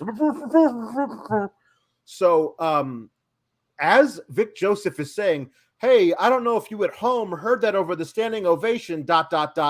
cut backstage to the Nathan Frazer interview, and Vic Joseph never told us what Axiom said. Now, the only reason Vic Joseph would say, I don't know if you heard that at home, was because we are supposed to know what Axiom said. Otherwise, they wouldn't give a shit. If it was just him improvising or riffing, they wouldn't care. He said a scripted promo in the moment to Scripps, but we couldn't hear it because you put a mask on his face that makes him sound like. And so Vic Joseph tried to tell us what it was, but then the director in the back was like, no time. We got to go talk to Nathan Frazer, who's having a moment of enlightenment. So, like, I don't know what this is. I really hope you're right about Nathan Frazer and Tyler Bate. Me too. I do feel like because we have some new people, we should let you know that Scripps, a character on the show, right, has, and this is 100% true and not an exaggeration, as are most things on the show. We take things very seriously. Very serious. Everything is absolutely true. Scripps hacked Alex's internet. And what we didn't know was that he sounded a little bit like Jesse the Body Ventura. So that's... Right. And he looks like a mop. Right. Yeah. So that's what happened before. So occasionally, Jesse the Body Ventura, who is the guy who's playing Scripps. Right. He's the man under the mask. Right. He's the man under the mask. Even though it looks like Reggie, it's not. It's Jesse the Body Ventura. Occasionally, because he is hooked up to all the CIA satellites, because he's a big time conspiracy theorist. I don't know if you guys know this. Occasionally he'll just pop in, he'll just break into my feed, he'll hack in, and I can't. There's nothing you can do anything about it. But then Kate will interview him about stuff that happens. So and he'll give a scoop sometimes. So it's really nice. It's occasionally that'll happen. So I just I wanted. There's a lot of people learning about in case that were to happen sometime in the next 5 to 10 seconds. I wanted you guys to know what was happening when it happened. And Alex is okay when it happens. Like there's nothing wrong. It's fine. I don't go anywhere. It's occurs. Just he just breaks into my feed and oh my God, it's happening right now. So this Kid A fella, this Radiohead album under a mask, he kicks me in the face. I'm supposed to do a flippy-do over the corner post into the ring, and now we're supposed to kick him a few times and then flippy-do out of the ring. But I flippy-do in the ring. He went into business for himself, this Axiom fella, and I'm not sure that I like it at all. Yeah, no, that's summarily and unprofessionally a thing to do. We apologize that he was not able to deliver the way that he was supposed to. I don't mean to be asking about him when clearly there's now a rift between you guys. But can you share with us what Axiom said? Because we didn't hear it at home. We just heard like. I was unconscious. Oh, you were unconscious. Oh, okay. Yeah, no. Okay. Listen, I'm missing a few teeth. I don't know if you can tell, but I can tell hear it. That you're pretty banged up. I'm missing a few teeth. Did you break your nose? Because you got like under your eyes. Yeah. Broke my nose, and so I got cotton balls stuffed up there for the blood. So it's very difficult for me to talk right now. But He broke a few of my teeth, broke my nose, and I went backstage to talk to Sean, and he was like, "Well, no, you didn't get." See, Vince has been around, and so he's been rewriting stuff. So apparently, they rewrote the segment. Nobody ever came to me with a new script for scripts, and so I was supposed to do a flippy do into the ring and then beat up Axiom a little bit. But they changed it so that when I flippy do in the ring, I get my face kicked off. But nobody told me that, so that's a tough one. They didn't bring you a new script? No scripts for scripts. Goodness. It's funny because you would think with my name that would be the first one to get a script. Hello, alarm bells going off. Your name is Scripts. You should probably get the new script. This is what I'm saying. So I talked to Sean about it. He's like, listen, I don't know what's going on. Vince is here. And then he's not. And he's got an office back there, but nobody knows how to get into it because it doesn't have a doorknob on it. He's just hanging out in there, growing out his mustache, I guess. Trimming it up nice. Kind of like this one. Yeah. That sounds to me, honestly, like they're conspiring against you. It sounds like a conspiracy. The whole thing is a conspiracy theory. The whole thing is a conspiracy theory, like the murder of Princess Di or the birth of Prince Charles. Though neither of those things happened. Oh, really? Okay. Prince Charles is an android, one of those things. They built him, but because it was so long ago, it was one of those things where they built him out of like gears and stuff. He's mostly a robot from the 1950s. But anyway, I'm gonna move on and go on. I gotta get to a local medical facility. I was supposed to go to the hospital, but Vince said I had to go to a medical facility. I don't even know where the nearest one is, so I'm gonna have to go get on my phone and fire up the Google Maps and find out. Put in local medical facility and see how far away it is. Anyway, I gotta go.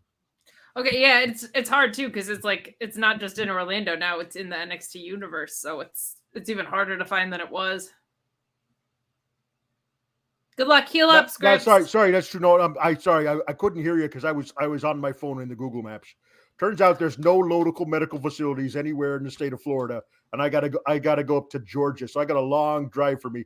Anyway, a lot of hospitals, but no local medical facilities. It's so weird. Anyway, bye. Bye, Scripts. Thanks for stopping by. What happened? It was so weird. We were just talking about how sometimes he hacks your internet. Yeah. And then what do you know? Yeah. That exact thing happened. What happened? Okay. Vic said that Axiom vowed to expose Scripts. I missed him going back to it. I'm going to expose you. So are we gonna get a mask versus mask match? Probably, but maybe use a different choice of words with Vince being back. I don't know. Feels like find any other fucking verb. No one like should be exposing any anybody. other verb.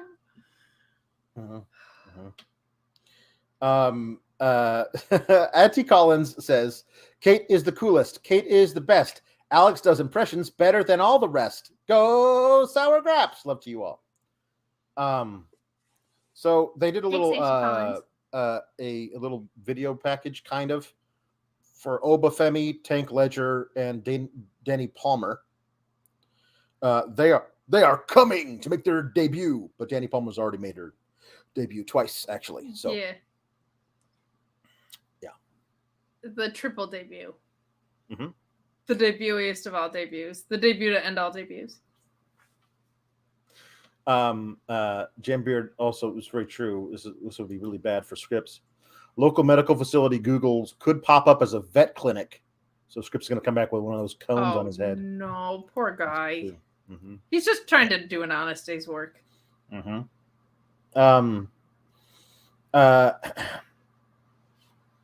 So I don't know who Obafemi and Tank Ledger are. I know it's Tank something, right?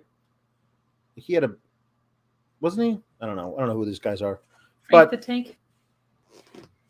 Tank Ledger apparently has been on Level Up, so he's already made. They've already made debuts, but not on the Level Up debuts though. Those aren't NXT debuts. Level Up.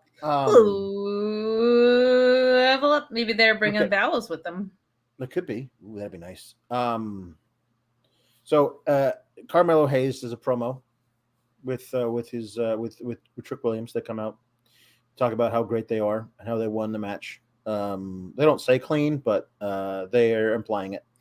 And then I want to bring out Braun Breaker because a new champion is only as good as the man he takes the title from. And I got a great one. So come on out, Braun Breaker. Braun Breaker comes out. He's like, he comes in and he does this to both of them. And I'm like, why aren't you pissed, dude? Did you not watch the match back? Did you not feel it in the moment that a man who could only be Trick Williams hit you in the back of the skull with a championship belt, your championship belt, and that's why you lost the match? Why are you so friendly? And so he does a thing with Carmelo Hayes. It was cool. They were nice to each other. And then he's literally out of the ring. He's on the apron. And Carmelo Hayes says, no, come on back in here. Let's shake hands. Let's hug. Let's put the hands in the air thing. And then he turns on Carmelo Hayes with one of his short lariats, which are really good looking. And then he does his gorilla press front slam to Trick. And there's a spear to Carmelo Hayes. And then he leaves. And he's pissed, as well he should be. But the problem is that they've retconned the match. If Carmelo beat him clean, which is what they are presenting, they are presenting that because the highlights they have show Carmelo beating Braun clean. And if Braun was beat clean and Carmelo is being magnanimous about what a great competitor you were, and you get in the ring and you don't like that this guy's being so nice to you after he beat you fair and square, and then you turn on him, you're the heel. You're the bad guy. You're a sore loser. But if he and his hype man stooge cheat to beat you, and then you get back at them, there's more of a gray area there, which is what they could do and what I thought they were going to do, but apparently they just want Braun to be the heel Steiner.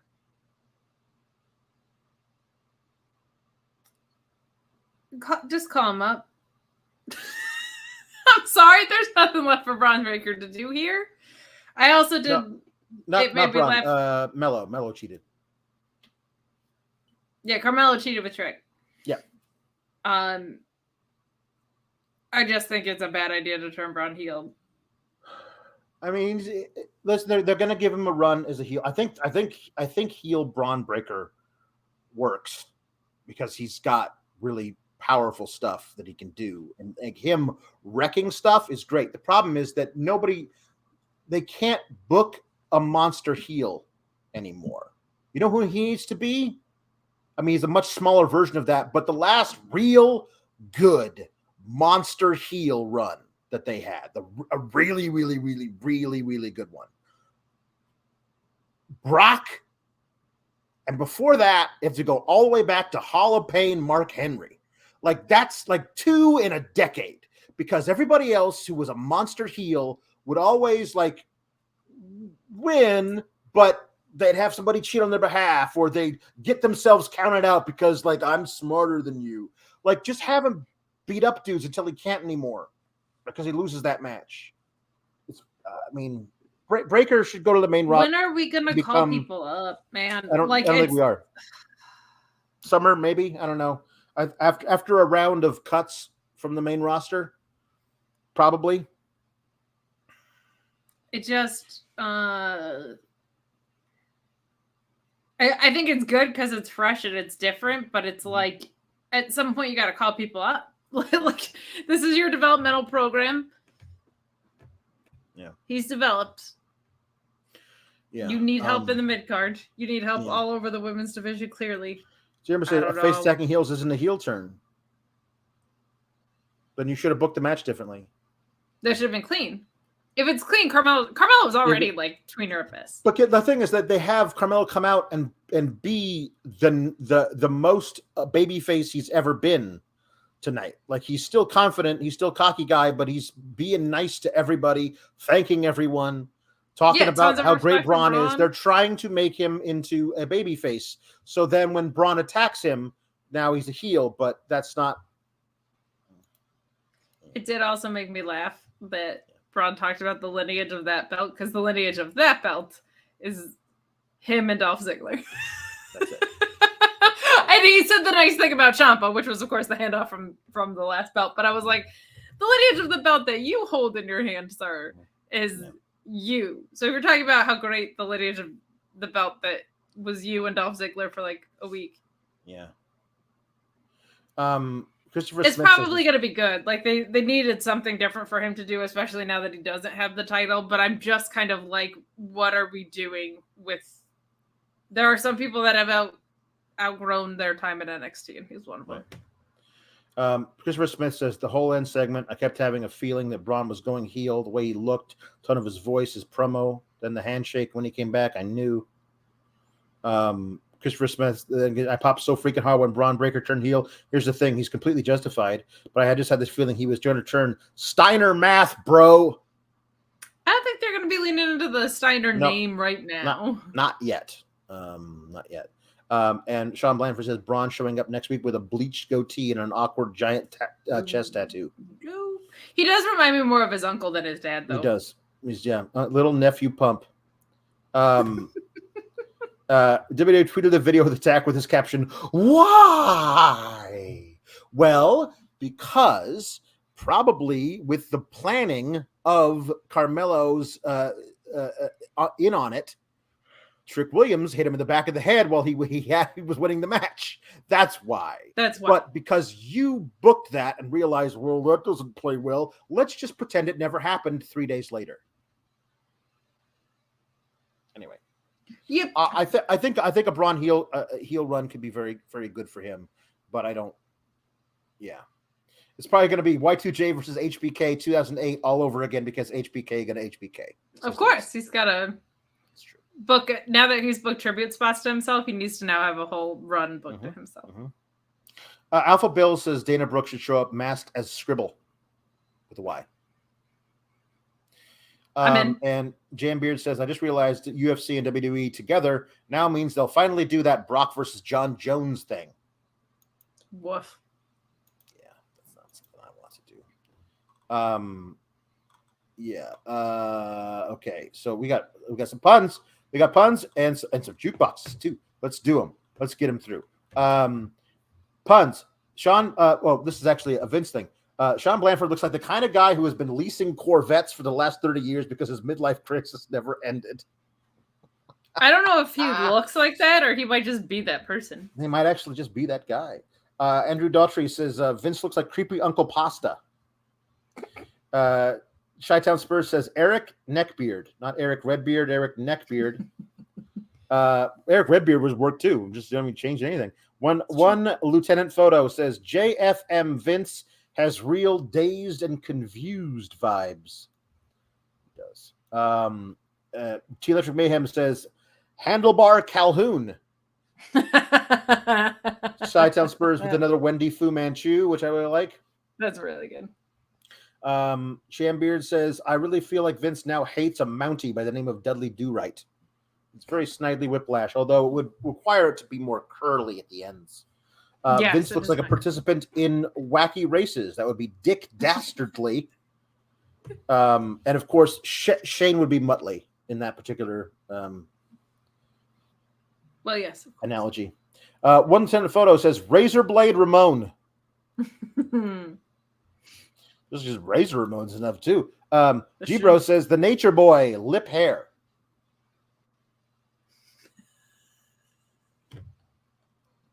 Woo! Louisville says Legion of Womb Broom. JW Pringle says, if you Vince when you should Triple H, you're going to have a bad time. That's true. That's really funny. That is good. Fightful says, Kate is now Apu the Hummingbird after this. That's a Simpsons reference. It's a Simpsons joke, yeah. They know Henry the Casey says chin strap match. That's good. Accompanied by Imperium, Walrus mustache, Walrus mustache. Orion Ben 666 says theory. I told you to cut those sideburns. Simpsons reference. Of course. Chris Pereira says The great Dali mustache. Dali had a really weird mustache. Henry the Casey says Officer Dan Barry's facial hair. That's it. Bice says, does a cat stash count? Whisker in the wind. Oh, beautiful. The Amish electrician says Big Van Dyke Vader and Road Warrior Faux Hawk.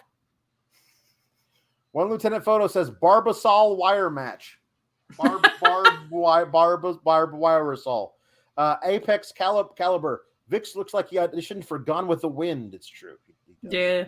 Yeah. And Electro Mayhem says Kid Stash. Kid Cash? Kid Stash? All right. I think so. Okay. Jukebox. Okay. Gallus singing Cody's theme. That's a really good one to start with, I think. All right. Yes. There we go.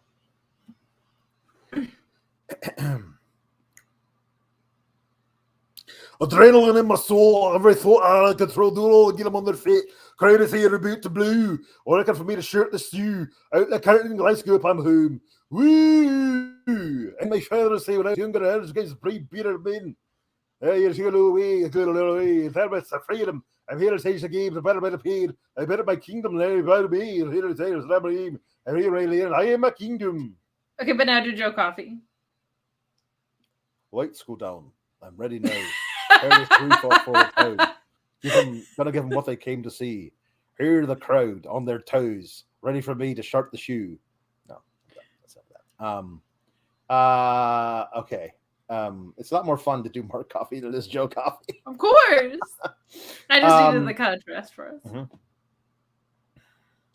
Mm-hmm. Okay. Tom LaValle says, gotta sing Pencil Thin Mustache, whoever sings it. It's Jimmy Buffett. But because I'm just going to do it as Linda because why not? Linda with a pencil thin mustache. I went and got electrolysis. Oh my goodness! Congratulations. It's my first. It's only one of the things. It's my first. They said my first appointment. They said I have to have 3 appointments. So then eventually it'll all be gone. Now they make new movies in all black and white with happy endings where nobody frights. So if you find yourself in that nostalgic rage, honey, jump right up and show your age. I wish I had a pencil-thin mustache, the Boston Blackie kind, a 2-tone Ricky Ricardo jacket, and an autographed picture of Andy Devine. I remember being buck-toothed and skinny with writing fan letters to Sky's niece Penny. Oh, I wish I had a pencil-thin mustache, then I could solve some mysteries too. The Linder, yeah. Okay.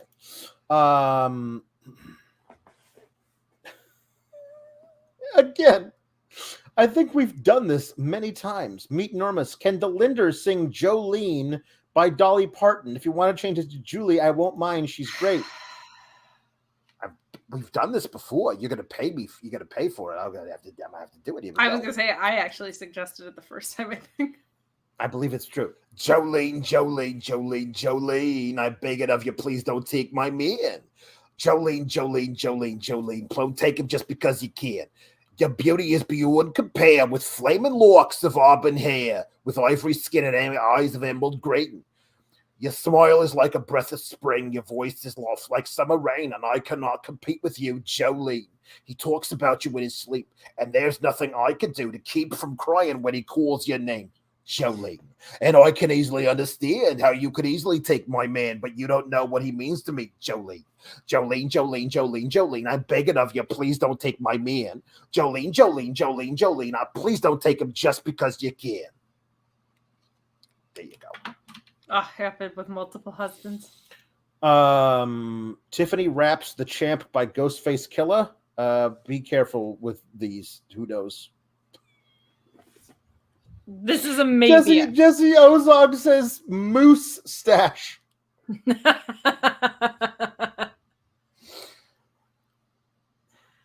I am with great hesitation opening this document. Good. Let's do that. Yeah, no, I'm not doing this. Okay, good. You can ask for something else. No. Yeah, we're not doing that one. Thanks. Nope. Thanks, everybody. Nope. Apparently not. Thanks, though, for the donation. I look like 4 down and just like N-word right there. No. Nope. Nope. That is a minefield. But if you want to send something else in for me to sing as Tiffany Stratton, I would be honored. Yeah. That was from Feeling Dreepy. No, it was not from that. Okay. Ryan Bennett. Tiffany sings Joe Hendry's Scotty Too Hottie theme. Yes, that I can do. I think would be fine. Scotty used to be in Too Cool. Now he's in the North, and Hendry is going to take him too. Gone to Spoon. Because he's got to hold on to his past. He wasn't quite as over as Rikishi's ass. He's facing Joe Hendry, and there's only one thing he can do. His finishing move. Whoa, the worm's too slow. Whoa, a shite people's elbow. Take your time. You'll never hit it on Joe. Whoa, a shite people's elbow. Toodles. That's good. That's very funny. Meet Norma says, I must ask you a question. When was the last time Raw had more wrestling than Dark Elevation? Never. Geez Louise, this company. I don't just raise the bar, I handlebar. This is the Creep by Lonely Island, as is sung by Popopolowski.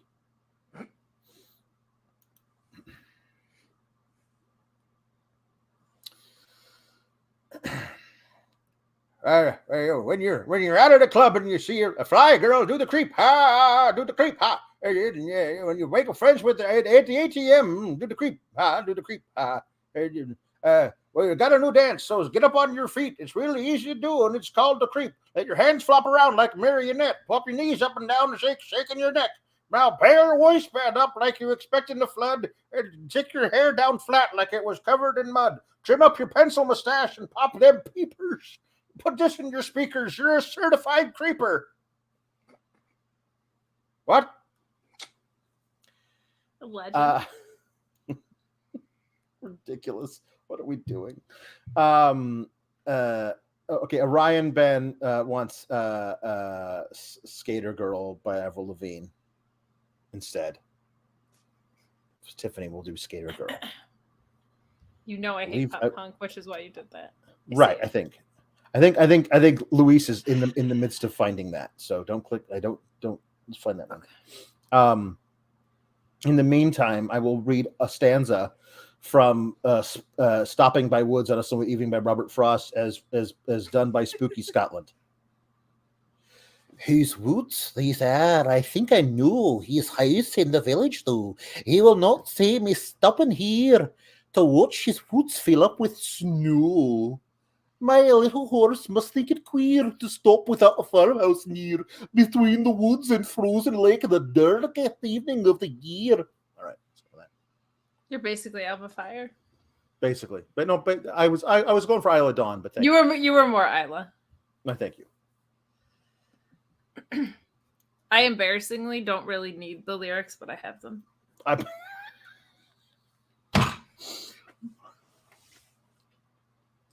He was a boy. She was a girl. Can I make it any more obvious? He was a punk. She did ballet. What more can I say? He wanted her. She'd never tell. But secretly, she wanted him as well. But all of her friends stuck up their nose. They had a problem with his baggy clothes. He was a skater boy. She said, I have a tiny skateboard too. My name is Cora Jade, and it's this big. It's so tiny. But he wasn't good enough for her. She had a pretty face, but her head was up in space. She needed to come back down to earth. Toodles.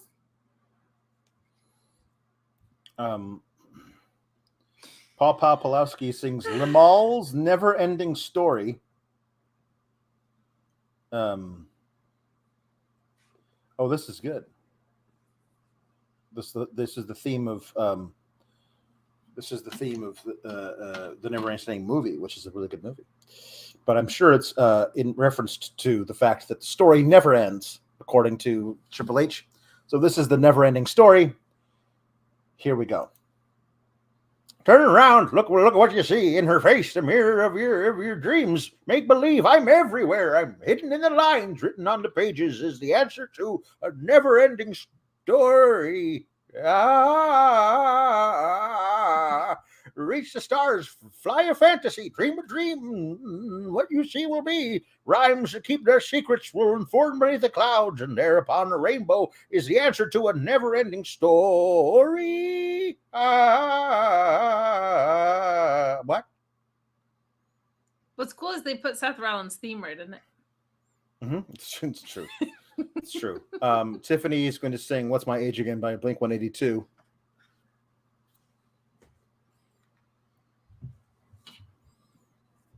Why don't you sing pop punk? Why don't you do New Fall Out Boy? Why don't you do Paramore? Paramore's actually right.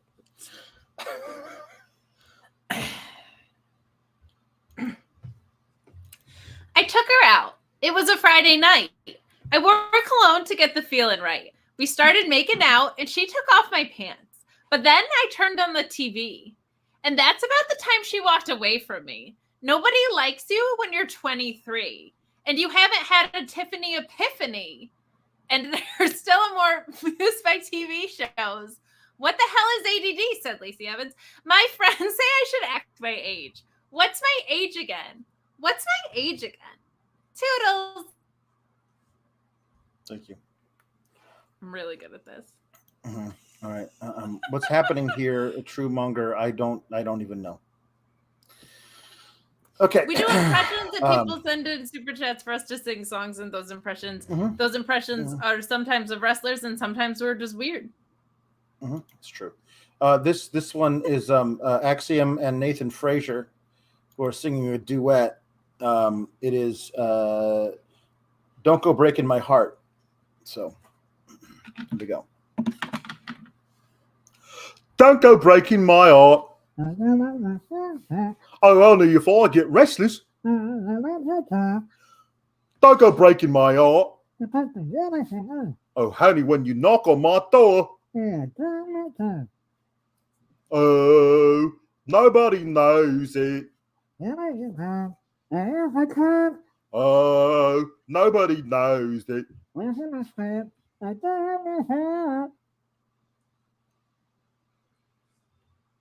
That feels like Darby Allin should have been in that one. Not gonna lie. Mm-hmm.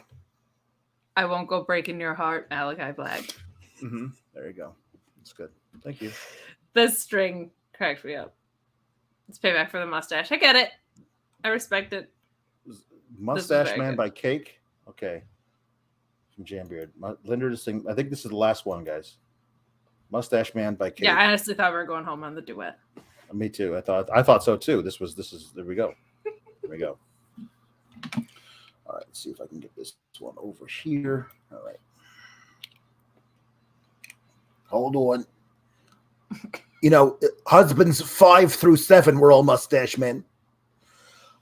Launching loony thoughts into the bending of your mind, you reach for something high, but it's a mountain that you find. He's a king dust demon with an ice pick smile. His music fills your feathers as you feel your passions fly. With the mustache man on the carpet of his van, you can feel your fatty tissues giving weed a sweaty hand. And the woofers keep distorting, and the tweeters kiss the girls as his horn-rimmed glasses look so square beneath his curls. I have wasted so much time. I have wasted so much time. Oh, look, it's a show about watching Raw. It's a song about watching Raw. He's like a Polish practicing a speech. He's racing, he's pacing, he's sleeping on its beach. As the sky begins to darken and the waves begin to roll, you can feel the oceans rising as you're losing all control. And meanwhile, back at the Candle Rock Lounge, it's past 11:30 and your friends are getting down. They're applying purple eyeshadow, drinking warm beer. They're wondering where you went to when you told them you'd be here. I have wasted so much time. I didn't realize the Linda was so harsh on the Rua, but she is. JW Wrinkles, let's come back next week. It gets weirder. It does. We're not for everybody. I don't want to be for everybody. Being for everybody means you're boring. No. We're exclusively for us and you people. All right. That's it. Thank you all for being here. Well, no. Electric Mayhem wants Kiss from a Rose by Seal. By who? By Seal, sung by Darby Allin. No, yeah, you got to do that one. That's so good. Now I got to do that one. I got to do that one. But it's the last one. This is the last one. No more. No bonus songs. T Electric Mayhem says, I know it's facial hair puns, but I wanted to make sure I got this Easter one in Pretty Peepser Avalon. Pretty Peepser Avalon. Thank you, haha. You know the target audience. Yeah. Love you, and I love Pretty Peter. Oh no, now there's another one here. Vince sings Creep by Radiohead. Okay, and that's the last one. Okay, no more. Two more. No more just throwing in new ones, okay? No more Thank bonus. you, Vicky, for that one. No more of those. No. It's really Brian says, hi, SGS. Finally caught up with all the coverage from the weekend. Shout out everyone at Fightful. MegaCon was going on here in Orlando, and I got to meet Mercedes Varnado and Katie Sackhoff. Fun fact, Mercedes came up with the Jetpack Tornado DDT idea for Boba Fett. Oh, that's so cool. That's awesome. That's really cool. Okay, that rules. All right, now I'm gonna do two songs. One is "Kiss from a Rose" by Seal, sung by Darby Allin. There we go. Ba ya ya da da da da da da ba ya ya da da da da da da ba ya. There used to be a graying tower alone on the sea, and you became the light on the dark side of me. Love remained a drug that's high, not the pill. But did you know that when it snows, my eyes become large and the light that you shine can't be seen? Malachi Black, I compare you to a kiss from a rose on the gray. Ooh, the more I get of you, stranger it feels, yeah. And now that your ruse is in bloom, a light hits the gloom on the gray. Ba-ya-ya, ya-ya, da-da-da-da, ba-ya-ya, ba-ya-ya, ba-da-da-da-da-da, Malachi Black. So there's that one.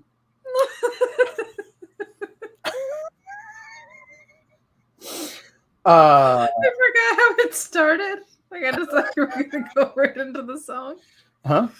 Okay. Vince sings Creep by Radiohead. Okay. Let's do this. And here we go. And here we go. Over here. Okay. All right. Okay, here we go. When you were here before, I couldn't look you in the eye, but you're just like an angel. Your skin makes me cry. You float like a feather in a beautiful world. I wish I was special. You're so fucking special, but I'm a creep. I'm a weirdo. What the hell am I doing here? I don't belong here. I don't care if it hurts. I don't want to have control. I want to have a perfect body.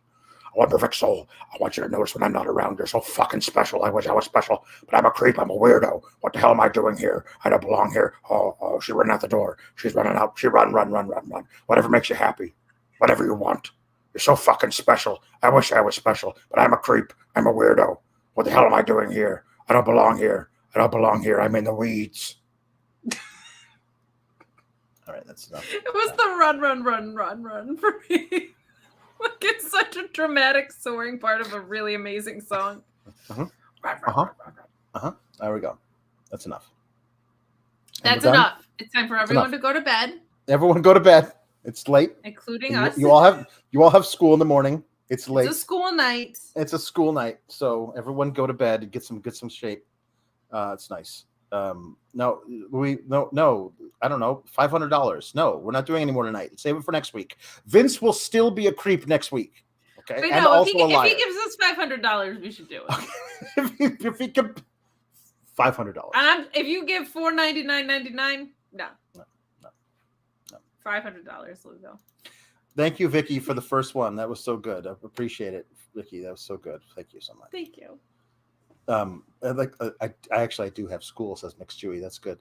You have to get your sleep. You need to get your rest. You need a nutritious breakfast. Mm-hmm. You need to make sure you're hydrated. Mm-hmm. You gotta do your homework. Mm-hmm. You gotta study real hard. Yes, it's true. Keep cool, gabagools, and we'll see you in the next one.